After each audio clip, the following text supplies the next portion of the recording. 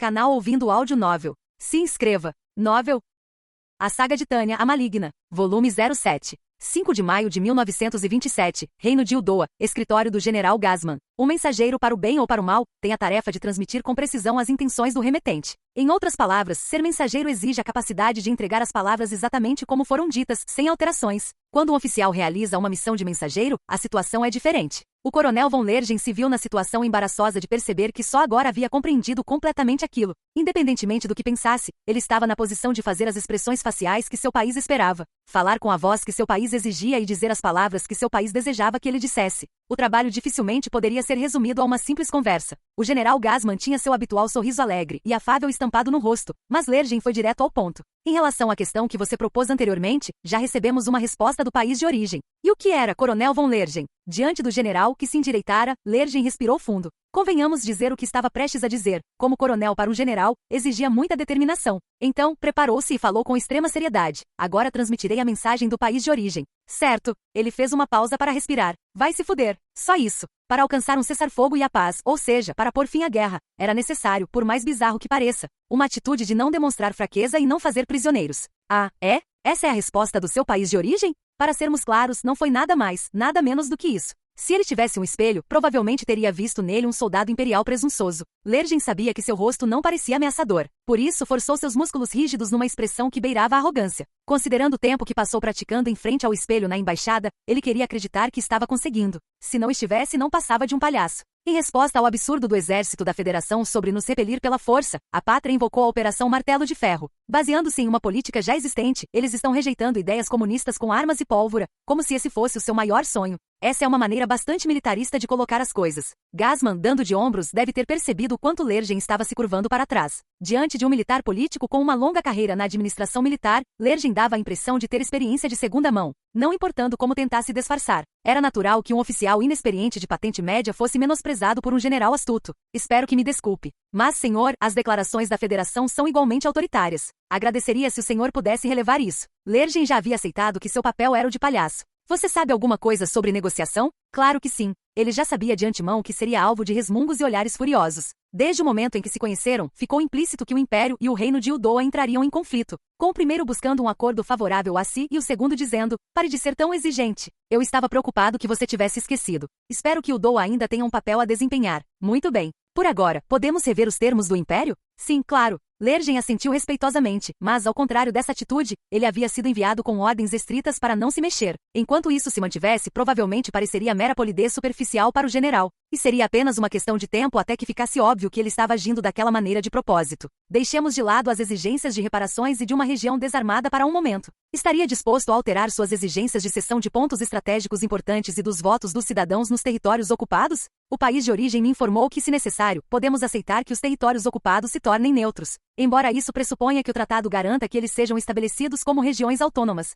Coronel von Lergen, para ser franco, queremos que o senhor repense a votação e a fixação das divisões. Não podemos fazer isso. Gasman nem sequer tentou disfarçar a expressão amarga no rosto quando Lergen recusou tão categoricamente. Talvez isso fosse natural, já que o lado ildoano certamente tinha uma ideia do que enfrentaria mesmo durante a fase preliminar de negociação. Mas Lergen realmente não podia ceder neste caso. Nenhuma margem de manobra? Sério? Se vocês pudessem ceder um pouco nesse ponto. Uldoa poderia acertar as coisas com a Federação quase que imediatamente. General, fico impressionado com a cortesia que demonstra ao falar comigo, um mero coronel, mas mesmo assim devo recusar. Espero que possa me perdoar. Espero que você possa compreender as boas intenções do seu aliado. Não vamos nos aproveitar deles. Vamos conversar francamente como soldados. Onde está o meio termo? Como podemos resolver isso? Quero saber os limites das suas exigências. Poderia me dizer? Francamente, queremos reparações. Também estamos ávidos por território. Mas vamos ao essencial. O Império quer paz de espírito. Paz de espírito? Queremos a garantia de segurança de que não seremos atacados novamente. Ataques surpresa estratégicos e o cerco constante eram a realidade das circunstâncias geopolíticas do Império.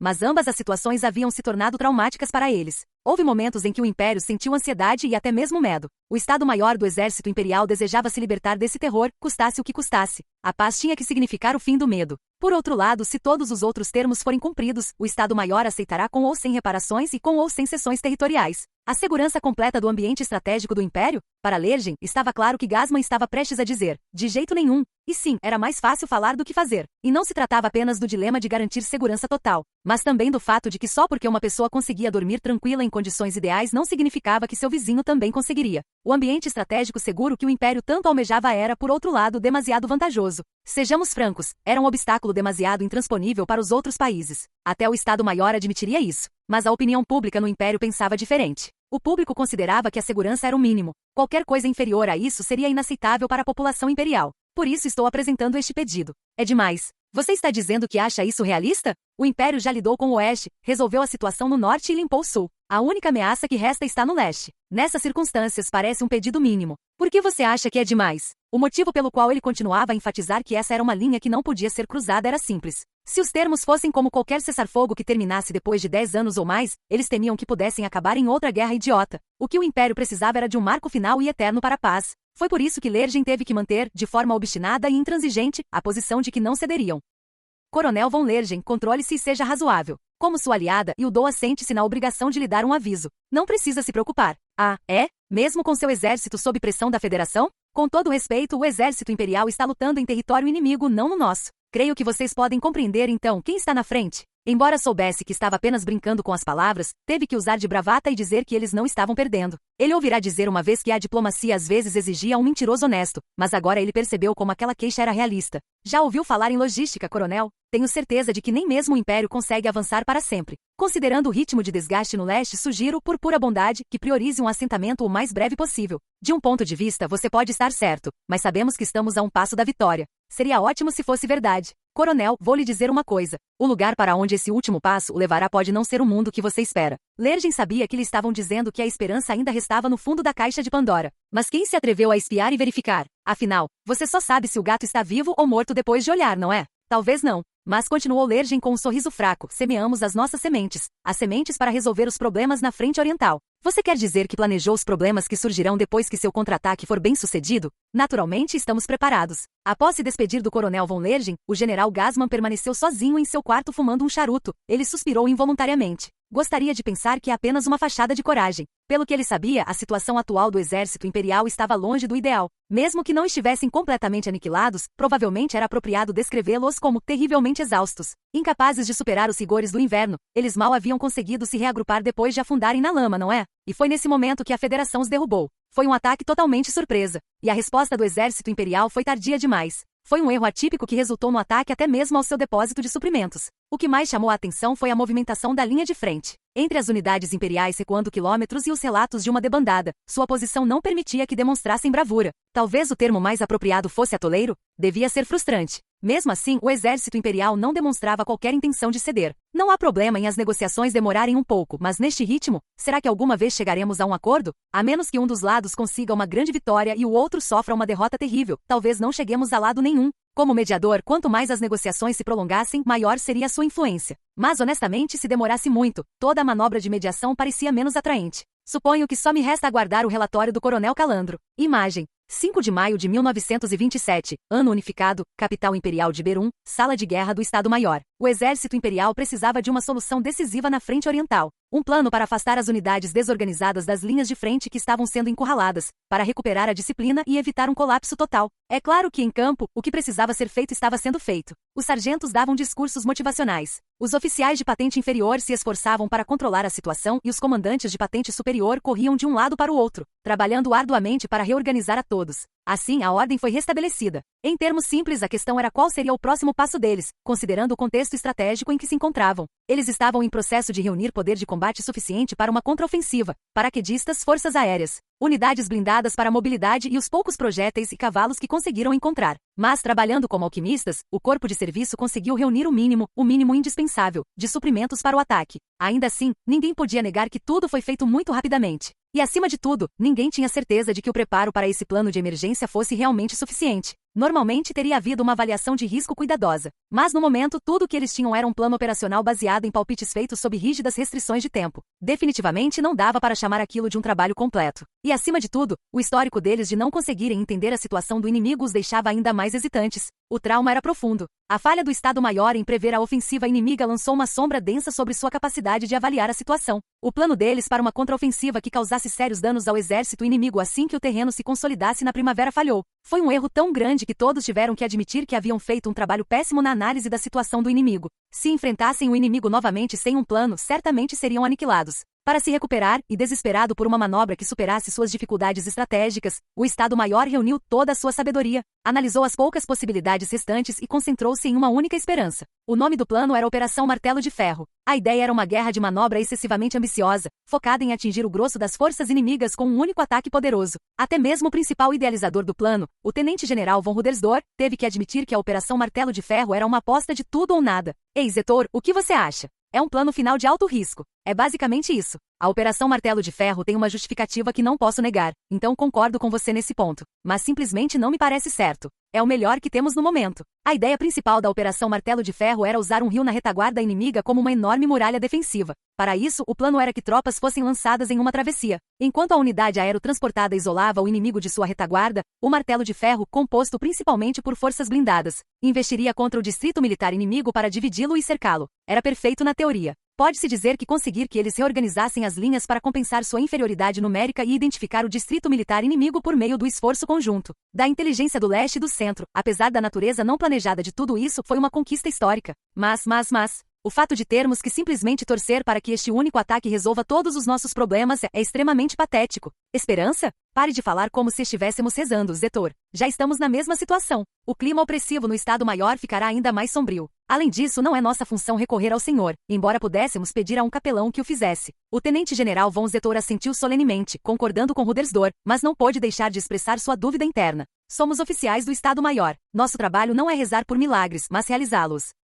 Não tenho objeções a isso. Mas você acha que realmente podemos? Precisamos de um milagre, então é nosso dever. Rudersdorf falou com naturalidade, declarando que não havia nada a ser confundido. Tem que ser feito, então faremos acontecer. Se você entendeu, pare de reclamar, foi o olhar que Rudersdorf lhe lançou. E Zetor balançou a cabeça e murmurou. Sempre foi assim. Fazemos o que temos que fazer. A Operação Martelo de Ferro dependia inteiramente do sucesso do lançamento. Para enviar os paraquedistas Rangers, uma batalha pela supremacia aérea seria inevitável. O exército imperial mal conseguia cobrir os custos necessários, combustível, aviões, pessoal e assim por diante. Rudersdorf, serei franco com você. No momento, nossa força aérea está como um elástico esticado ao máximo. Por favor, lembre-se disso. Zetor o advertiu, movido pelo senso de dever inerente ao seu cargo. Dizer que não havia mais espaço para expansão seria o mesmo que dizer que ele podia vê-los prestes a se romper. No fim das contas, e infelizmente, eles não podiam contar com a capacidade da força aérea para um segundo ataque. A essa altura, já haviam mobilizado todos os aviões de transporte e pessoal disponíveis. Era improvável até mesmo que conseguissem fornecer suprimentos adequados aos Rangers que seriam deixados na travessia do Rio da Federação. E ele não conseguia se livrar da preocupação sobre quanto tempo os guardas florestais, com seus equipamentos leves, conseguiriam manter a ponte. Seria uma batalha contra o tempo. Se demorassem demais, o dano seria irreversível. Fizemos tudo o que podíamos, então tudo o que resta é acreditar em nossas tropas que estão lutando lá fora. Ai, suspirou Zetor. Ele respeitava o amigo e tinha uma inveja enorme de sua coragem inabalável. Você é sempre assim. Como que? Invejo sua determinação e sua certeza. Sou incapaz de tanta confiança. Andar sempre em terreno instável me deixou exausto. Resmungou Rudersdorf. Ele tinha uma alta opinião de si mesmo, sim, mas era isso que um oficial de Estado-Maior tinha que fazer. E enquanto um oficial de Estado-Maior fosse definido dessa forma, um oficial de alta patente que tivesse passado pelo currículo de Estado-Maior inevitavelmente acabaria arrogante. Ele se orgulhava de seu poder, de sua dedicação aos seus deveres e de suas habilidades como especialista. Sem risco, sem recompensa. Concordo com você, Rudersdorf, embora com uma ressalva. Que reserva? Zetor assentiu com a cabeça, deu de ombros e disse exatamente o que queria. Tem que ser um risco assumido depois de eliminar todos os riscos que podem ser eliminados. Você simplesmente não sabe quando ceder, não é? General von Rudersdorf, vou me dar a liberdade de dizer que não, eu não concordo. O suspiro pesado de Zetor se misturou ao bater ansioso de seus dedos trêmulos da mão esquerda sobre a mesa. Irritado, ele sacudiu a mão e tirou um charuto da caixa. As palavras que escaparam antes de ele colocá-lo na boca revelavam seus verdadeiros sentimentos. Nenhuma pessoa sã aprovaria essa aposta. Se isso fosse antes da guerra, quem teve essa ideia seria internado num sanatório. Você está dizendo que isso é loucura? Obviamente. Zetor assentiu firmemente. Uma operação aerotransportada de longo alcance sem perspectivas sólidas de abastecimento para os Rangers que saltaram de paraquedas? Se isso falhasse, eles teriam perdido seus valiosos paraquedistas da reserva. Só esse fato já era preocupante. e teriam que abandonar as linhas defensivas orientais para contra-atacar. Se perdessem essa aposta, as unidades imperiais poderiam entrar em colapso em todos os setores. Embora fosse verdade que se vencessem seria uma grande conquista, eles também poderiam esperar que isso tivesse um impacto positivo nas negociações secretas que estavam ocorrendo em Uldoa naquele momento. Se tudo corresse bem, poderia até levar a um cessar-fogo e a paz. Infelizmente, todas essas esperanças vinham com a ressalva da vitória. Era uma operação militar no nome, mas, na essência, só podia ser descrita como uma aposta. Era incrivelmente arriscada, talvez até arriscada demais. Que outro nome daríamos a isto? A lógica por trás disso pode até ser razoável, mas na prática, é um desfile de obstáculos intransponíveis. Quantos exemplos existem fora dos livros didáticos de uma batalha de manobra que atravessa um distrito militar inimigo? É uma loucura, resmungou Zetor, e enquanto colocava o charuto no cinzeiro, viu seu reflexo na janela. Como de costume, ele parecia um pouco pálido. Seu cansaço era evidente em seu rosto. Se era o efeito do excesso de trabalho ou causado pelo estresse, ele não tinha certeza, mas seu cabelo também não estava nada bem. O mesmo aconteceu com o amigo ao lado, que fingia estar animado e motivado. Não há garantia de que conseguiremos romper. Estou errado? Perguntou ele com o olhar, e Rudersdorf franziu ligeiramente a testa. Seu velho amigo era um homem como uma grande rocha, mas, inesperadamente, estava demonstrando seus verdadeiros sentimentos e Zetor sabia disso. General von Rudersdorf, francamente não posso ter certeza desse plano. Ser cauteloso é bom, mas não se pode hesitar na hora da execução. Há muitos exemplos na história militar de hesitação que terminaram em fracasso. Você não deveria ser um especialista nessa área? Sou sim, mas deixando a teoria de lado. Também sou humano, sabe? Ah? Rudersdorf ergueu as sobrancelhas, demonstrando interesse, e Zetor, fazendo uma careta, prosseguiu com cautela, dizendo o que lhe vinha à mente. O pior cenário possível seria suficiente para parar o coraçãozinho deste velhinho. Desculpe, mas não consigo encarar isso com calma. Já me pergunto isso há algum tempo, disse Rudersdorf, franzindo a testa. Você não está sendo muito tímido? O que será que está acontecendo? Não sei. O que? Mesmo questionado com aquele olhar confuso, o próprio Zetor não conseguia precisar a causa de sua hesitação. Como entendia o quão pouco científica e ilógica ela era, tinha dificuldade em explicá-la, mas poderia ter sido intuição. Era absurdo, mas talvez fosse a experiência dele lhe dando um aviso. Então, percebendo que estava sendo vago, ele expressou sua preocupação. Não podemos estimar os riscos. Honestamente, esse é o ponto principal. Não temos uma ideia clara das possibilidades. Ele nem sequer tinha certeza se era porque eles não haviam feito análises preliminares suficientes ou se seu poder de combate não estava adequadamente preparado. Ele havia feito ambas as coisas da melhor maneira possível. Ele havia feito tudo o que estava ao seu alcance. No entanto, ele não tinha a certeza habitual que sentia antes de uma operação. Algo estava faltando. Ele poderia pensar, bem-se. Ele poderia desejar, ou talvez. Mas quanto à possibilidade de se sentar e esperar pela vitória, fumando um charuto tranquilamente, ele não conseguia se enganar. Algo estava incomodando. Isso não é típico de você. Eu tinha certeza de que você viria para a discussão com tudo resolvido. Há muito do inesperado na guerra. Havia muitas coisas que ele desconhecia. Desde o início dos combates, tantos eventos aconteceram que ele não compreendia e que não poderia ter previsto. O mais estranho de tudo era como, olhando para trás, tudo parecia inevitável, a ponto de agora ele se perguntar como não pôde prever tudo aquilo. Isso lhe dava vontade de gritar. Será que foi o fato de tantos de seus planos terem falhado que o levou a perder a confiança em seu próprio julgamento? Sim, você vem falando assim há algum tempo. Você percebe que não está apto para ser chamado de oficial superior se lhe falta força de vontade, certo? Essa não é minha intenção. Só não quero confundir imprudência com coragem. Resolvemos isso agindo. Diante de tamanha firmeza, Zetor sentiu que algo estava errado. Ele imaginava que, dada a situação no leste, seu velho amigo também teria se acovardado, mas, pelo contrário, o homem de operações permanecia inalterado em sua essência. A maneira como ele continuava a enfatizar a ação como a única opção era muito característica de Rudersdorf. Então, será que eu realmente cometi um erro raro ao interpretar suas intenções? Utilizemos nossa mobilidade. Lancemos um ataque diretamente na fronteira do distrito militar inimigo. Uma operação aerotransportada, uma batalha aérea. Supremacia. Chegamos até a fazer todo tipo de preparativos para a espionagem preliminar, mas os riscos ainda são muito grandes. Honestamente, não quero continuar fazendo isso. Isso é perfeitamente lógico, mas temos um histórico de produzir planos operacionais confiáveis, sabe? Gostaria que vocês, do corpo de serviço, confiassem um pouco mais em seus colegas.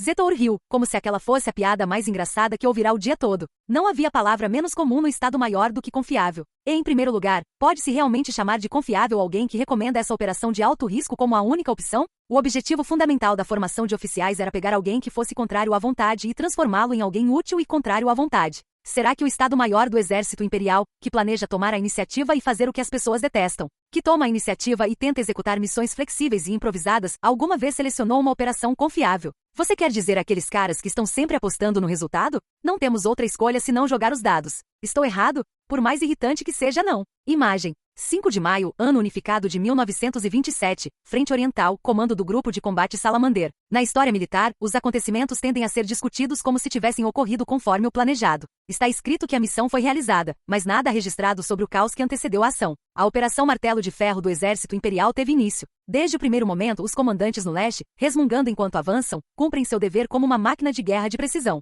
Há uma mensagem. Uma mensagem do QG. Oficiais reúnam-se. O Grupo de Combate Salamandra, desdobrado na frente oriental com o nome de Grupo de Combate Lergen, não é exceção. Tendo ajustado sua posição com alguns combates delicados durante a retirada, eles estão de prontidão para novas ordens da pátria. Então os oficiais se reúnem rapidamente. Fiquei curioso para saber o que estava acontecendo, e parece ser uma grande operação. Martelo de ferro? Então estamos entrando e saindo. Muito trabalho. O Major Vaz dá de ombros, relutante, mas ele é um dos que tem capacidade mental para lidar com a situação. Oficiais experientes sabem da importância de responder rapidamente às mudanças no cenário. Jogadores experientes são inestimáveis porque, mesmo que o jogo mude, eles identificam regras comuns e otimizam o processo aplicando o conhecimento que já possuem. É ridículo. Eles acham que as tropas podem atacar estando tão desorganizadas? O primeiro-tenente Tospan, por outro lado, é do tipo que faz tempestade em copo d'água. Para o bem ou para o mal, os oficiais que aprendem com a experiência avaliam as coisas com base em quão difíceis elas parecem. Esta é uma boa oportunidade, pensa Tânia enquanto observa o posto de comando, vislumbrando as peculiaridades de seus subordinados. A sorridente primeira-tenente Cerebriacol provavelmente não deveria ser levada em consideração.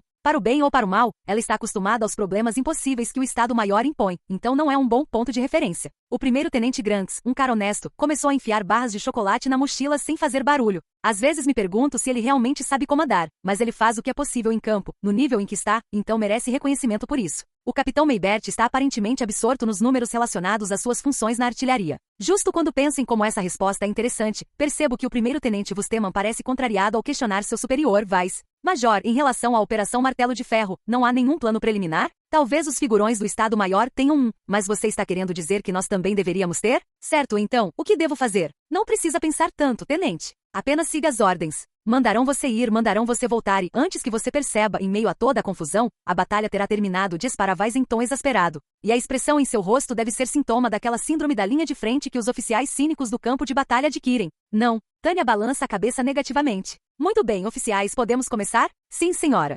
Policiais bem treinados conseguem mudar de tática muito rapidamente. Até um instante atrás, eles estavam trocando queixas, mas agora todos assumiram suas posturas de especialistas. Coronel, o que está acontecendo? Perdoe-me por perguntar, mas não vejo o coronel e o doano. A pergunta que Vaz faz em nome de seus subordinados é totalmente válida. O observador militar do reino de Udoa está no posto de comando há algum tempo, então sua ausência chama a atenção, quer ela queira ou não. Pedi ao coronel Calandro que nos desse um pouco de espaço. Porque, você sabe, uma pessoa de fora em posição de destaque é um obstáculo enorme quando se tenta obter opiniões sinceras de seus subordinados. No momento em que o país de origem nos sondou sobre o assunto, ela pediu que ele se retirasse, presumindo que ele não concordaria. Mas felizmente ele entendeu. Um cara com a cabeça no lugar assim é um tesouro em qualquer situação. Tenho certeza de que ele vai longe em Udoa. Estou servindo na linha mais à frente. Nosso estimado convidado está servindo no banco da linha mais à frente. Seria mentira se eu dissesse que não estou com um pouco de inveja. Mas estou me desviando do assunto, pensa Tânia enquanto muda de foco. Certo, vamos ser breves. Recebemos ordens para realizar a Operação Martelo de Ferro, uma grande contraofensiva.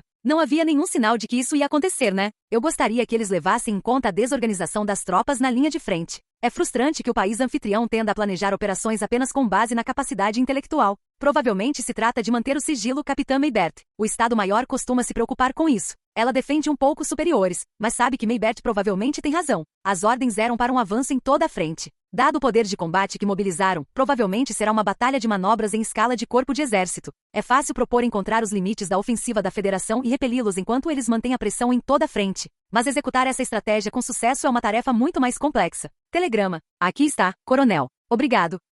Ao examinar o papel que o sinalizador lhe entrega, Tânia fica atonita com a surpreendente realidade do que está escrito nele. Que incrível! Coronel, o que houve?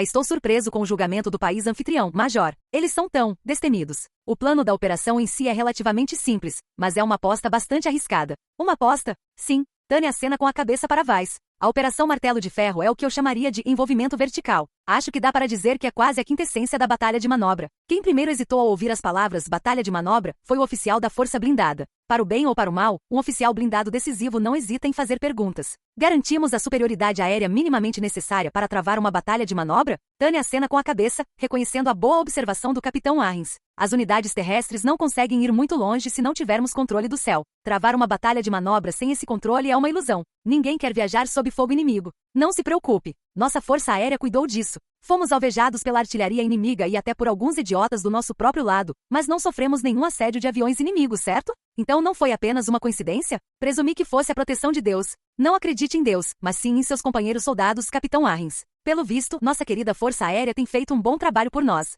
Que eficiência incrível, até Tânia se maravilha. Os aviões que foram improvisados conseguiram controlar o espaço aéreo. Mas como? A maldita Força Aérea da Federação estava muito dispersa, tentando dar cobertura ao avanço da infantaria. Nós nos aproveitamos dessa situação. As forças aéreas, nominalmente mobilizadas para auxiliar na retirada e na reorganização das linhas, travaram uma batalha pelos céus e conquistaram, ainda que temporariamente, a superioridade aérea. Pela primeira vez em muito tempo, o céu oriental era o campo de batalha do Império. Essa última conquista foi relatada há poucos instantes. Acabei de descobrir, mas paraquedistas Rangers estão indo à nossa frente. Unidades aerotransportadas vão saltar nas proximidades de um grande rio na retaguarda inimiga. Aparentemente, o objetivo é bloquear um ponto de travessia, e os magos aéreos darão cobertura a eles. Uma operação aerotransportada? Para uma travessia na retaguarda inimiga? Isso mesmo. Ela acena com a cabeça para Vais, que parece surpresa. Sinceramente, além do fato de estarem enviando tropas demais, é uma operação clássica. Se falharmos, as unidades aerotransportadas que defendem a travessia serão dizimadas. É um risco enorme. Certamente nem mesmo o Estado-Maior, que tanto valoriza medidas decisivas, permitiria tal risco se não houvesse esperança de sucesso. É uma versão alterada da estratégia que usamos em Arene. Enviar apenas magos aéreos não seria suficiente, mas se estivermos acompanhados pelos paraquedistas Rangers, eles provavelmente imaginam que teremos o número e o poder de fogo necessários para suprimir o inimigo. O método de tomar a iniciativa e atacar o inimigo com aquilo que você mesmo detestaria já deve ser um clichê quando se fala em como competir. Não seria má ideia para o exército imperial oferecer uma luta entusiasmada contra os mestres do assédio do Partido Comunista da Federação. Nosso trabalho é liderar o ataque, como principal grupo de infiltração. Então, é isso? Os oficiais dela estão um pouco ansiosos demais para lutar, mas confirmar a expectativa dos subordinados faz parte do trabalho de um bom chefe. Estabelecer uma linha de comunicação com as tropas que desembarcam na retaguarda inimiga é uma tarefa crucial. Nossas ordens são avançar até o rio. É evidente que se chegarmos atrasados, os paraquedistas Rangers podem ser aniquilados. É uma grande responsabilidade. Quando ela expressa isso em palavras, o fardo fica claro. Acima de tudo, a retaguarda inimiga está muito longe. Francamente, será difícil nos juntarmos aos Rangers durante o período em que eles conseguirem continuar lutando sem reabastecimento, a menos que aumentemos muito a velocidade. Mesmo o Cap Group Salamander, que já está praticamente mecanizado a essa altura, não tem muita chance de operar dentro do cronograma ao se deparar com o obstáculo físico das tropas inimigas. Quem será designado para o distrito? Estaremos no mesmo distrito que a 2ª Divisão Blindada, a 15ª Divisão e a 3ª Divisão Mista de Infantaria Mecanizada. Na prática, serão essas 3 divisões autopropulsadas mais o grupo de combate móvel como grupo de vanguarda. Considerando que o exército imperial está enviando tropas mecanizadas, o que é raro, pode-se dizer que pelo menos formalmente estão enviando seus melhores soldados, mas não há como essas unidades se coordenarem efetivamente quando suas cadeias de comando mal interagiram antes. Se eles contam com o trabalho vistoso de indivíduos impressionantes para produzir naturalmente algo que se assemelhe a trabalho em equipe, o risco de algo dar errado é maior. Posso fazer uma pergunta que vai direto ao ponto? Claro, Major Vais. Eles podem não ter trincheiras, mas estou preocupado que não consigamos avançar contra as tropas da Federação, que estão densamente agrupadas. Tenho dificuldade em acreditar que 3 divisões serão suficientes para romper as linhas inimigas. Você tem razão. As tropas, mesmo o Estado-Maior, não nos mandariam simplesmente avançar sem um plano. As risadas secas de que ela ouve são um bom sinal. Ao menos. O fato de poderem trocar piadas e comentários sarcásticos significa que eles estão em uma posição muito melhor em termos de visão estratégica e lógica do que um grupo que fica preso nas profundezas de seus pensamentos depois que suas mentes começam a divagar devido ao estresse. Veja um mapa, pessoal. Com base nas informações que recebemos acima, além do mapa, podemos ter uma ideia aproximada de suas intenções. Essa é uma habilidade que um oficial precisa ter e que é natural para um oficial de Estado-Maior. Então, devemos atacar onde as posições inimigas se sobrepõem? Isso mesmo. Os especialistas em inteligência do Estado-Maior devem querer que atravessemos essa brecha. Ao ver todas aquelas expressões de choque enfileiradas, Tânia consegue imaginar o que seus subordinados devem ter pensado. Os veteranos de Tânia, Vais, Cerebriacol e Grants se recompõem rapidamente. Talvez eles tenham boas habilidades de gerenciamento de crises e saibam como escapar de uma situação de risco. Tinha alguma coisa, Capitão Arrens. Pode ser honesto. É algo notável se eles conseguiram perceber onde o inimigo tem o controle? A administração do exército é vertical. Mesmo um comandante que faça tudo ao seu alcance para defender seu próprio distrito teria dificuldade em manter o controle sobre suas tropas se seu distrito e autoridade se sobrepusessem aos de seu vizinho. Mas só um amador poderia afirmar que existem patentes e atribuições claras para evitar esse tipo de problema. Nenhum exército na Terra consegue determinar imediatamente em qual distrito está ocorrendo um ataque inimigo. Até mesmo os sistemas de GPS cometem erros. Então, como podemos saber com base apenas nos mapas e nas condições de comunicação desta época? Portanto, a resposta ideal, em teoria, seria atacar exatamente entre 2 distritos.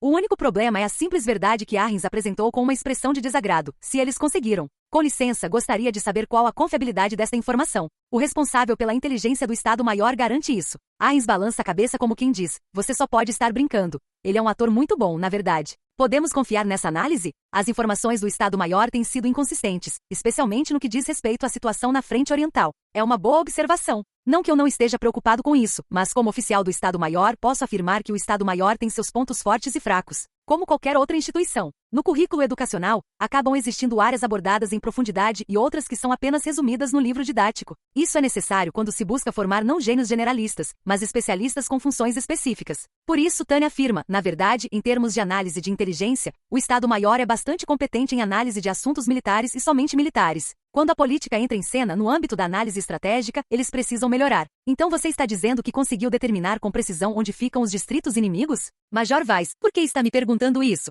Acerto, com licença. Tânia faz uma careta ao ver seu subordinado se curvando. Não é que ela não entenda o desejo de perguntar. A própria Tânia gostaria de questionar cuidadosamente o Estado-Maior sobre o nível de confiança que eles têm. Na verdade, ela gostaria de interrogá-los. Tem certeza desta vez? Mas ela não pode perguntar isso. Como ela poderia perguntar isso? Então ela simplesmente finge que está brincando. Bem, tenho certeza de que os oficiais de inteligência sabem o que acontecerá se falharmos. Conheço o Tenente-General von Zetor, e ele é do tipo que não hesita em aprender com o inimigo. Aprender com? Você quer dizer? Sim. Ela acena para Weiss. Até mesmo o Estado-Maior tem um limite de paciência. Provavelmente começarão a aplicar punições ao estilo da Federação para esses caras se continuarem a fazer besteira. Isso faria com que os oficiais de inteligência levassem as coisas muito a sério. Hahaha, né? Assim que o clima se acalma um pouco, Tânia rapidamente introduz o tópico principal da discussão. Supondo que as informações que possuem estejam corretas, se quiserem agir, é uma corrida contra o tempo. Não podem se desviar muito do assunto. Vocês se lembram de quando recebemos a ordem de recuar outro dia, certo? Foi quando eles descobriram. Pode ser um pouco impreciso, mas com certeza são os dados mais recentes disponíveis. Isso é melhor do que receber um mapa detalhado de um mês atrás.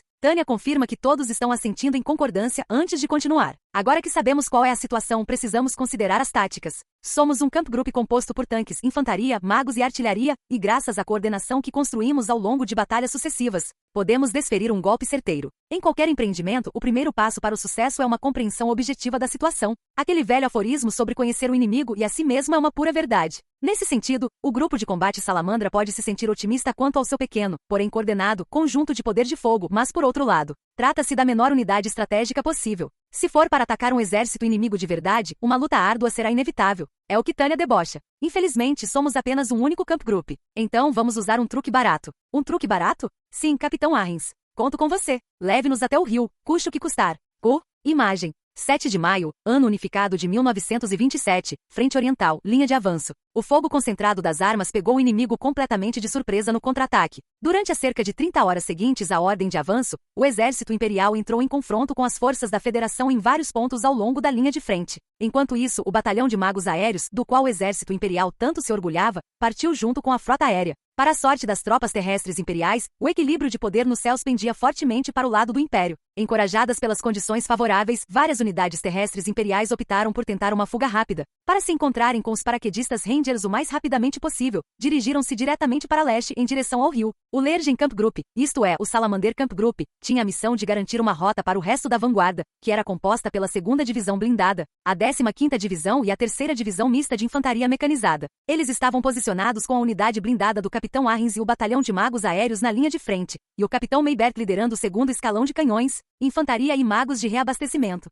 Fazer com que o primeiro escalão causasse impacto, o segundo o expandisse e as divisões seguintes o sustentassem era uma tática simples. Mas era exatamente por isso que certamente funcionaria. O método ortodoxo é extremamente lucrativo, desde que você consiga implementá-lo com sucesso. Nesse ponto não há grande diferença entre a organização e a doutrina do Camp Group Salamander e as forças terrestres. Mas em comparação com as outras unidades que se viram em batalha após batalha feroz, o Camp Group Salamander teve uma experiência surpreendentemente fácil. Havia um único segredo para o seu avanço tranquilo. O truque de Tânia era fazer com que os magos aéreos empregassem a habilidade de dissipação de tanques, suprimindo assim seus sinais de mana e atraindo a atenção do inimigo para as outras unidades de magos aéreos. O exército da Federação estava com as mãos cheias tentando lidar com os magos poderosos. Talvez tenha sido uma coisa boa que a Federação estivesse tão bem protegida contra ataques de magos vindos do céu. Pelas comunicações imperiais que Tânia estava captando, ficou claro que as tropas da Federação estavam emboscando unidades de magos aéreos assim que as detectavam. E mesmo que não conseguissem fazer isso, podiam usar os sinais de mana como forma de localizar as forças imperiais no campo de batalha.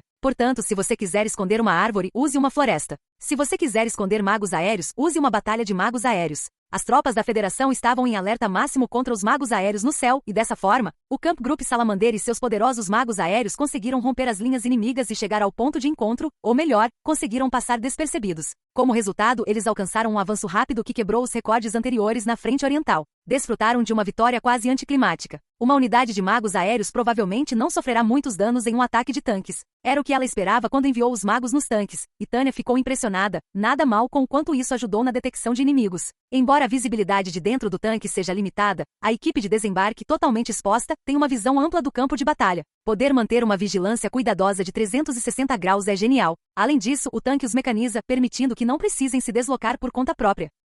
As guerras devem ser vencidas com o mínimo esforço possível. Nesse sentido, usar tanques como meio de transporte não é uma má opção, se você conseguir ignorar as avarias que acompanham a autopropulsão, mas neste caso, Tanya considera que estão dentro do limite aceitável. Ela está sonhando acordada em relatar à hierarquia a sugestão de transportar magos em tanques quando um dos magos dispara o alarme após avistar movimento. Um soldado de infantaria. Há uma hora. Há uma emboscada. Os magos, surpreendidos, reagem rapidamente. Ao descobrirem o alvo, carregam uma bala mágica com uma fórmula pré-manifestada e miram na posição de uma hora. Assim que alguns tanques estão prestes a começar a busca, disparando como forma de assédio, espere, não atire, esse é um dos nossos. É um dos paraquedistas Rangers. O grito do primeiro-tenente Grants, vindo do grupo de tanques da frente, faz com que todos abaixem suas armas. Tenente, não há nenhum engano? O capacete de paraquedista. É um dos nossos. Muito bem. Tanya prontamente dá uma ordem de pé em cima de seu tanque. Todas as unidades acenem com seus bonés. Bonés. Ao se aproximar de uma unidade de campo quase certamente nervosa, há uma boa chance de você ser alvejado, a menos que deixe claro que não é um inimigo. E as tropas em cima dos tanques, acenando com seus bonés ao mesmo tempo, demonstram claramente a falta de hostilidade de nossa parte. Não atirem. Somos amigos. Somos do Exército Imperial. Que? Hein? Uma unidade amiga? Sim, parece dizer a multidão de bonés e capacetes acenando, e os guardas florestais que pareciam estar tentando apontar um canhão antitanque para nós imediatamente relaxam. Aquilo quase foi uma cena desastrosa. Tanya suspira aliviada. Se ela tivesse abatido os Rangers que eles foram enviados para resgatar, teria terminado em desgraça e com julgamento militar. Os dessalinizadores de tanques não são de todo ruins. Acho que existe um motivo para os antigos soviéticos e até mesmo os americanos terem usado essa tática, pondera Tanya. Ela não achava que escudos humanos devessem ser usados de forma tão explícita, mas reconhece seu erro. O sucesso está bem diante dos seus olhos. Bom trabalho, pessoal. Grants, correndo à frente, compartilha um abraço entusiasmado com o oficial paraquedista liderando o grupo. Vê-los trocando socos nos ombros é uma cena muito comovente. Desculpe o atraso. Que bom que você conseguiu. A unidade de Tanya e os paraquedistas se misturam, elogiando os esforços uns dos outros. Pelo jeito como as expressões dos Rangers, antes vazias de exaustão, se transformam em sorrisos, ela consegue perceber, querendo ou não, o quão desesperadamente eles devem ter lutado durante esses quase 3 dias isolados em território inimigo. Suas lutas não poderiam ter sido lutas comuns. Pensando que gostaria de ser de alguma ajuda, Tanya se pronuncia. Sou a comandante do Camp Group, Tenente Coronel von de Gurechaff. Precisa de alguma coisa? Estamos sem munição há um tempo. Além dos magos, basicamente não temos nada. Se você tiver balas, seria ótimo se pudesse compartilhá-las conosco. Vou providenciar isso imediatamente. Detesto fazer exigências em troca, mas podemos pegar um pouco da sua água emprestada. Água? Ele aponta para o rio principal que passa sob a ponte como quem diz, está bem ali. Mas Tanya é uma pessoa moderna que valoriza o conceito de propriedade. Ei, vocês lutaram muito para conseguir isso, não é? Quanto custou? Vamos fazer uma troca justa de munição por água. Hahaha. É verdade que conquistamos o rio. Devo estar cansado. Isso não vai funcionar. Não está conseguindo dormir o suficiente? Gostaria de dormir profundamente em uma cama de verdade pela primeira vez em muito tempo. Depois disso, tirarei uma foto para recordar. Essas tropas abriram mão de seus períodos de descanso para lutar em batalha após batalha feroz. É direito delas solicitar dias de rotação adequados, e é dever do comandante garantir que descansem. Descanse bem, responde Tanya casualmente antes de murmurar. É uma operação tão grande. Uma foto comemorativa não seria má ideia. Talvez devêssemos tirar uma também. Não é nada mal. Eu cuido da aquisição das câmeras. Tenente Cerebriacol? Ótimo. Estarei ansioso por isso. Sim, você pode contar comigo. Tão confiável, pensa Tanya com um sorriso irônico enquanto se vira, tomada pela emoção para observar a água. Com um rio como este, o inimigo não conseguirá recuar como talvez deseje. É assim que as pontes se tornam pontos de estrangulamento cruciais. Acho que tudo o que resta é levar isso adiante. Imagem. 8 de maio de 1927. Situação geral da Frente Oriental. Quando o comando do Exército da Federação percebeu o que estava acontecendo, a vanguarda do Camp Group já estava bem atrás de suas linhas. Se ao menos uma brecha se abrisse, o Exército Imperial invadiria em massa, forçando sua passagem com poder de fogo e infantaria. Impedir uma brecha exigiria atacar o flanco da unidade atacante, mas, devido à perda da superioridade aérea, o Exército da Federação sequer conseguia movimentar tropas livremente. nós sairemos vitoriosos. No momento em que os comandantes do exército imperial tiveram certeza disso, sua sede de vitória aumentou ainda mais. Enquanto isso, qualquer brecha, mesmo que pequena, em suas linhas representava um enorme golpe para o moral da Federação. As unidades que, de outra forma, resistiam firmemente nas linhas de frente eram forçadas a recuar devido à ameaça às linhas de comunicação da retaguarda. Analisando a situação com objetividade e equilíbrio, considerando a superioridade numérica do exército da Federação, a balança deveria ter pendido a seu favor. Mas, sem a superioridade aérea, o controle do campo de batalha retornou ao lado imperial. Naquele momento, o plano da Federação para uma grande ofensiva na frente leste foi completamente frustrado. Longe de eliminar os paraquedistas imperiais que haviam desembarcado em sua retaguarda, se as tropas da Federação não recuassem imediatamente, ficariam sob forte cerco. Imagem. No mesmo dia, Capital Imperial Berum, escritório do Estado-Maior do Exército Imperial. Pelo estado das comunicações sem fio e pelos relatórios vindos do campo de batalha, até mesmo o Estado-Maior, bem na retaguarda, conseguia perceber que a operação estava indo bem, mesmo que não conseguissem compreender completamente a situação até que mais detalhes chegassem. Estava claro pelas comunicações recebidas que estavam conseguindo eliminar a resistência e avançar. No entanto, os relatos de sucesso em campo eram categoricamente diferentes da suposição de uma vantagem baseada em corroborações. Com funcionários passando inquietos pelos equipamentos de comunicação a cada poucos minutos e até mesmo oficiais de alta patente fumando incessantemente tabaco de enrolarem. Vez de seus preciosos charutos, o gabinete do Estado-Maior estava praticamente tomado por fumaça e tensão. Quando a expectativa de todos havia aumentado até atingir o ápice, culminando em uma tempestade perfeita de impaciência e conflito, a mensagem que todos esperavam chegou como uma chuva abençoada. A ofensiva foi um sucesso. Eles romperam as linhas inimigas. É uma mensagem do comando da unidade aerotransportada. Eles têm contato com o 6º Regimento de Paraquedistas Rangers e o Lergen Camp Group. O grupo de combate Lergen, desculpe, é assim que chamamos secretamente o Camp Group Salamander.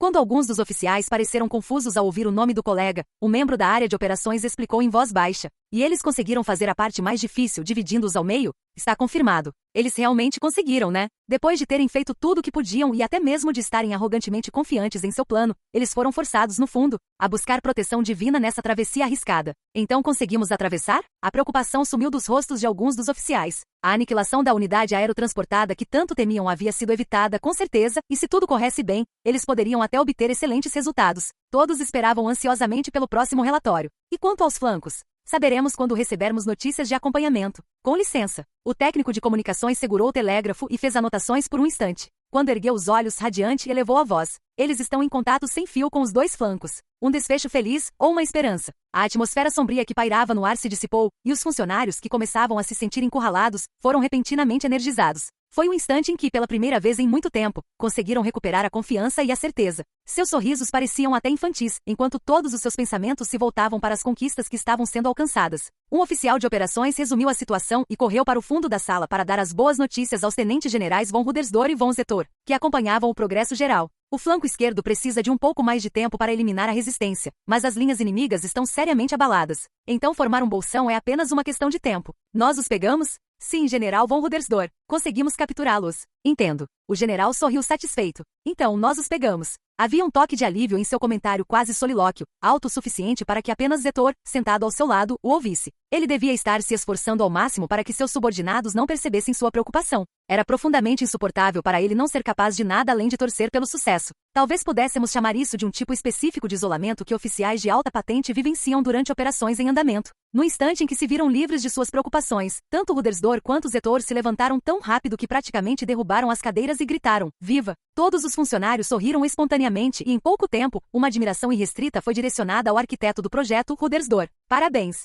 "O quê?", Rudersdorf respondeu com um gesto de cabeça hesitante. "Não, isso se deve à unidade aerotransportada e aos magos que os acompanhavam, que perseveraram por nós. Não teria sido possível sem que eles resistissem por 3 dias e 3 noites em território inimigo". Ele continuou, parecendo profundamente comovido. "Estou simplesmente impressionado. O mínimo que podemos fazer é agradecê-los. Comecem os pedidos de condecorações o mais rápido possível". "Sim, senhor". Se ele deixasse tudo a cargo dos funcionários que saíam correndo com um "deixa comigo", tinha certeza de que eles dariam conta do recado. O clima de euforia fez com que todos brindassem com o doce néctar da vitória. Mas em qualquer reunião, sempre há alguém sóbrio. "Então, tudo o que temos que fazer agora é terminar com isso". Zetor bufou. Estava feliz, mas não eufórico. Não havia como esquecer como, no Reno, haviam tropeçado na reta final, apesar de terem conquistado uma grande vitória. "Então vamos cercá-los e aniquilá-los usando o rio, paraquedistas, topografia e a divisão dos distritos militares inimigos. Nessas condições, eu gostaria de dizer que criar o bolsão garantirá a vitória, mas, General von Zetor, entendo o que o senhor está tentando dizer. Vencemos uma batalha decisiva. Portanto, devemos garantir que obtenhamos resultados definitivos.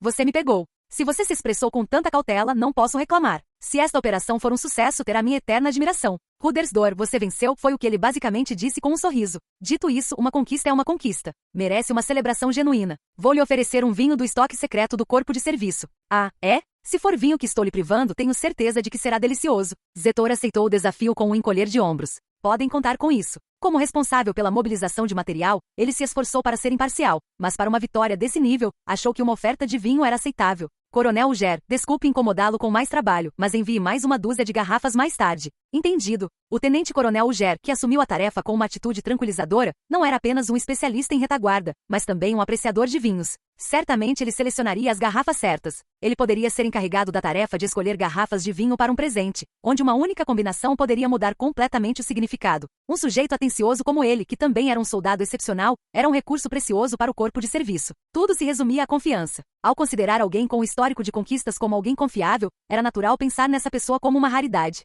Raciocínio adequado. Zetor esboçou um sorriso irônico. Esse sou eu, sem exceção, ponto certo. Será que era um mau hábito ficar sempre pensando no procedimento e na estrutura corretos? Quando se tratava de um único presente, era difícil recusar. De qualquer forma, ele balançou a cabeça negativamente. Foi possível minimizar o erro em seus cálculos. Inferências, previsões, em seguida, ação. Essa era a tarefa de Zetor. Nesse caso, saber o que levar em consideração nessa situação de guerra era relativamente simples. Primeiro, o exército imperial estava dividindo e cercando as forças da Federação. Depois de dividi-las em 3 partes, reforçou o cerco e finalizou o processo com a aniquilação. Até mesmo uma aposta arriscada pode se tornar uma nova página na história se você tiver sucesso. Os futuros alunos da Academia de Oficiais acabariam com mais material para estudar. Mas que sensação agradável é essa? Dito isso, nada significa nada até que esteja firmemente em nossas mãos, refletiu Zetor, balançando a cabeça. Provavelmente não podemos baixar a guarda ainda. Seria especialmente problemático se o inimigo decidisse tentar forçar a passagem pelo cerco e encontrar uma saída. Mas se o comando inimigo estiver operacional, então sim, no instante em que murmurou isso, ele já havia elaborado um novo plano.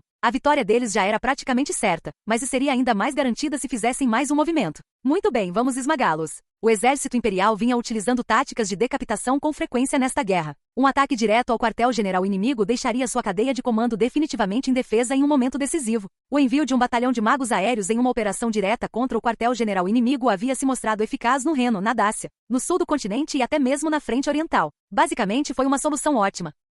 Pode ter sido uma operação de alto risco que exigiu superioridade aérea, apoio mínimo e oficiais e veteranos altamente treinados em manobras aéreas. Mas quando as condições se alinharam, seu impacto foi incomparável. Coronel Uger, permita-me pedir-lhe mais uma coisa. Sim, senhor, tudo o que precisar. Contate a Salamandra, Herrer, o grupo de combate Lergen. Peça para eles verificarem se é possível atacar o QG inimigo diretamente. Tem certeza? Não sei se devemos consultar o comando regional. Cabeça, Uger apontou a necessidade de cautela com uma carranca. Mas o processo educado e formal de obter permissão do quartel-general regional do Exército seria excessivamente cauteloso. O equilíbrio entre ação decisiva e prudente é sempre difícil para um oficial. Ele e Rudersdor pareciam prestes a perder o olhar no horizonte, mas Zetor sorriu fracamente. Coronel Uger, o senhor é um excelente oficial, mas não sabe muito sobre como se sentem os oficiais de campo, não é?